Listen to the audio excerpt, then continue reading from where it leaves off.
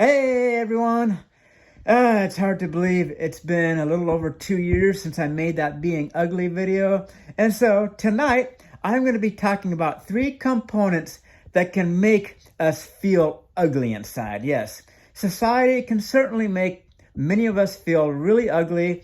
And so here are the 3 components. One of them being societal expectations.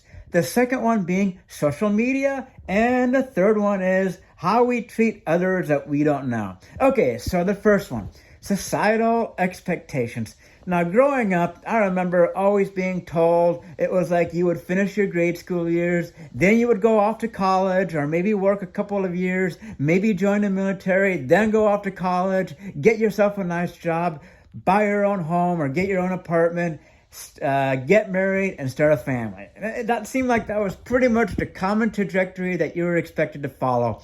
And this brings back memories of when I first visited my family in Colombia. It was in the year 1995. I was 19 years old. And I remember people would be asking me, ¿Tú tienes novia? And I would be like, no. And they would be like, ¿Por qué no tiene novia? And I'd be like, I can't remember my responses, but it was expected that someone my age had a girlfriend. Yeah, so it's like when we fail to meet societal expectations, it seems like it can make some of us feel pretty ugly. Or for instance, like maybe we have bad luck in our careers or whatever it may be, or maybe we have some derailment in our trajectory. Maybe we're undecisive at a younger age. But oftentimes, people may get frowned upon if they if they have to revert back to working, say, a job that's, more basic skills, or maybe that's lower wage. Or an experience that I had was, I remember one time I was at Alpental ski area, and this one person just completely lost respect. She was like, wow, why don't you have your life figured? You should have your life figured out by now. And it's like, ever since then, never hung out with that group ever again. So I don't know, I kind of left a bad taste in my mouth for skiing at Alpental. So yeah, I kind of avoid that place like the plague now. So yeah, societal expectations. It seems like if people fail to meet certain milestones, then people may think of that person as a failure, or be like, oh, why isn't that person going to amount? Is he going to amount, or is he or she going to amount to anything in life? So yes, societal expectations can certainly cause people to make themselves feel ugly if they fail to meet certain milestones that society dictates that we meet at a certain age, given a certain demographic, given a certain area, whatever it is. I mean, societal expectations, yes, they can certainly make us feel ugly inside if we fail to meet them. Now, the second component, social media. Yes. Oh, and when we think of social media, we think of like Facebook, Instagram. And it's like, those can certainly make a lot of us feel ugly inside, whether it's emotionally ugly or even physically ugly. Yes, I mean, it's like, you look at some of these like Instagram accounts, it's like, oh, like how many likes can they get? Can they get like 1,000 likes, 4,000 likes, 10,000 likes? I mean, it's like, geez. And then we find ourselves comparing our looks, our lifestyle to like, here's a common example. Let's just use looks for example. We might compare our looks to like, say, someone else's looks on Instagram or Facebook, and we see like, oh, they're getting all their likes. And this is also influenced by like movies, like how Hollywood. This is why I feel like I like to watch older movies, older programs from back in the day, because I feel like looks weren't really that important back in the day. I mean, I could be wrong, but it's like, for instance, like shows like Quincy. I don't know if you guys have heard of that TV show, Quincy, the medical doctor. It was like a crime show. There were some other ones, Knight Rider, The A-Team.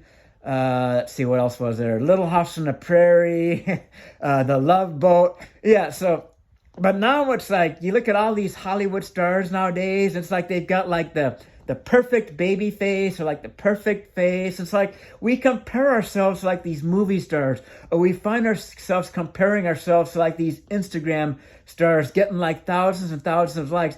And when it comes to Facebook, like whenever we see someone like, oh, they just got a new job, or like they just got married, or like, oh, they just bought a new home, and everyone's liking like their status, and then we see ourselves like, oh, it's like, so we find ourselves comparing ourselves to like our own friends or our acquaintances on Facebook, and it's like, oh, I wish I could own a house, or I wish I would get that promotion.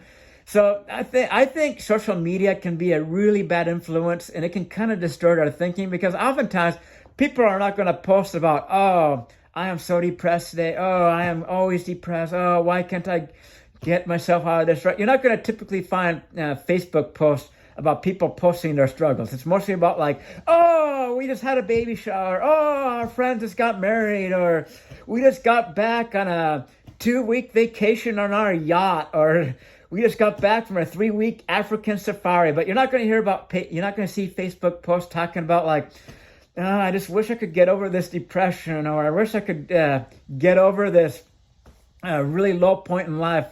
And oftentimes, people may be sympathetic at first, but over time it gets pretty old. So, and I've actually been off of Facebook now for almost a year and a half. So yes, I have been Facebook free for almost 18 months, and I am going to continue that trend. What's the other one that people use? Twitter, yes. I don't really use Twitter that much. As far as I'm concerned, Twitter doesn't really have much of a purpose this day. So really, the one social media, I mean, I may use Instagram occasionally, but that's just to kind of post like my nature pics, like pictures of like flowers, or like being in the forest and the woods, or pictures of like just like a bunch of like green leaves and so forth. But I don't really spend a lot of time on my Instagram. Mostly, I guess the only social media I really spend any time on, and even as of late, haven't really spent much time, is YouTube. But as far as like Facebook, Instagram, Twitter, yes, those can definitely be bad influences on our personal psyche. And so, yes, just a word of caution that oftentimes when we see our friends or our acquaintances on Facebook seeming to be living the good life or the grand life, they may be things that they could be hiding. Maybe they could be there some struggles that we are unaware about. So yes, it's a common misconception that we may think of ourselves as lower or lesser when we compare ourselves to other people we see on Facebook or Instagram.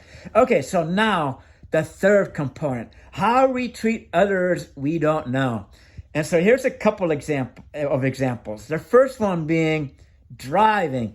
This is why I absolutely hate driving with a passion, because, I mean, let's face it, our roadways are a jungle. I mean, from impatient drivers, people honking their horns, people flipping off one another, people getting irate because they think you cut them off, people going like 80 miles an hour in a 70 mile an hour zone in a left lane, but yet you're not going fast enough, and you are passing people, but you're just not going fast enough. Or maybe you're going like 29 in a 25 residential area, but you've got someone behind you because they want you to do 35, 40 miles an hour in a 25 zone, and then they give you the middle finger. And just to think that that person that's giving you the middle finger in their vehicle is the same person that more than likely gave a kiss to their girlfriend or wife and hugged their kids when they left their house, but yet it's pretty easy for them to give them the one fingered salute, the unfriendly version, to someone else they don't know. So it's like, people say it's like, it's easier to love one another. I don't know. I could be, this might be a pessimistic point of view, but it seems like oftentimes people find it easier to hate one another. I don't know. It just seems like in today's society, we find it more difficult to show any love towards one another. And it's just like, oh, it's just easier to hate one another. It's pretty sad, but like, yeah, driving, when it comes to driving, it's pretty much safe to say that every other person out there on the roadway is not your friend. They're definitely not your friend. It's kind of sad. And I mean, driving's probably always been that way. I don't know how it was. Feel free to leave in the comments, because I'm really curious what driving was like in the 1950s and the 1960s or even 70s. So for any of my viewers who are older out there, I would really like to know, was road rage really a thing back in the day? Were drivers impatient? Were people giving the middle finger left and right? Because I mean, it's just like, I try to limit my driving as much as possible, because it's just really stressful. It's no longer a pleasant thing to do. It's just like, yeah, people are just so impatient these days. so unfriendly behind the wheel. So I'm all for AI completely taking over driving. When AI can completely take over driving and driving becomes fully automated, I honestly feel society will become a much friendlier place. And why is that? Because we will have one less reason to hate our fellow human beings. Yes, one less reason to hate one another because AI will be taking over our driving. Okay, now the other component when it comes to treating one another is an example of this is when customers treat retail workers rudely. And you see this in a lot of videos. So for instance, someone's having a bad day, maybe they didn't get their raise at work, or maybe they had an argument with their wife, and they take it out on a retail worker, or they take it out on a fast food worker. And yet that person's just simply working their job, trying to do a service, trying to provide you a service, give you your food nice and hot, nice and tasty, or maybe they're coming to your deli and you're asking them to make you a really complex sandwich, and maybe they think you're taking too long. And it's like, hurry up, I've got to get going. I had a bad day. Why can't you do your job? Oh, I thought I told you to put some mayonnaise on that. Why can't you listen? It's just like, and it's no wonder why a lot of places are having difficulty finding people to work at a lot of these retail places or fast food places or even like customer related jobs, because a lot of people don't want to be mistreated by customers. And I can understand why. I mean, and that's another thing. Feel free to leave down in the comments for those of you who have worked retail back in the day, back in the 70s, back in the 80s. What was retail like back in the day? Were customers more friendly? Was it less stress? Because nowadays, people just seem to be under a lot more stress, and people are just more likely to unleash all their pent-up frustrations and anger on a retail worker, on a fast food worker. And it's really a shame because they're just trying to do their job. They're just trying to get some money coming in. And it reminds me of like this song from Depeche Mode, Masters and Servants. Now, if you know the song, people may think of it, people may think of it as being about sex. I like to think of it as being more about life in general. It's like you've got your masters, people that come in, they're high status, they work like their corporate jobs, and then they think that they can go into like this retail business or fast food place and like treat the employee like they're their servant, like really disrespectful. It's like, hey, you're here to serve me. I've got a good job. You got to serve me my hot hamburger. You better serve me my hot corn dog or I'm going to complain. It's just like the master and servant mentality. And that, I feel like if we could ditch the master and servant mentality, it would just be a lot more friendlier.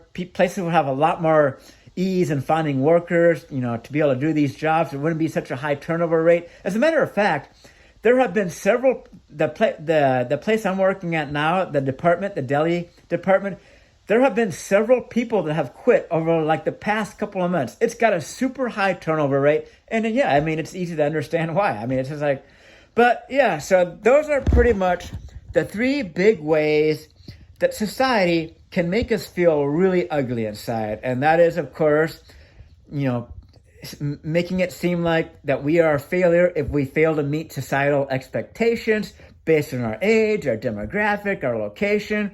And then, of course, social media. We find ourselves comparing ourselves to like the superstars or even our friends on Facebook or Instagram or those Instagram stars or like supermodels. And then, of course, just how we treat one another and whom we don't know. So I guess if we could just maybe show a little bit more friendliness towards those that we don't know, maybe show a little bit more respect to those people that work in retail or fast food, and just maybe kind of, do away with societal expectations, then we can maybe live in a world that we can feel more beautiful inside and less uglier, because that's really what it should come down to. I mean, because who wants to live when you feel ugly inside? I mean, can't we just one day be closer to the day when we can actually like start kind of feeling some beauty inside each of us? But hopefully we'll one day get closer to that day. But I know it seems really far off. It seems impossible, but hopefully someday it will happen. But until then, I want to thank you all for continuing to support my channel. And I know it's been a long time since I made a video. But yeah, thank you for tuning in. I'll be back at you guys soon enough. Peace out.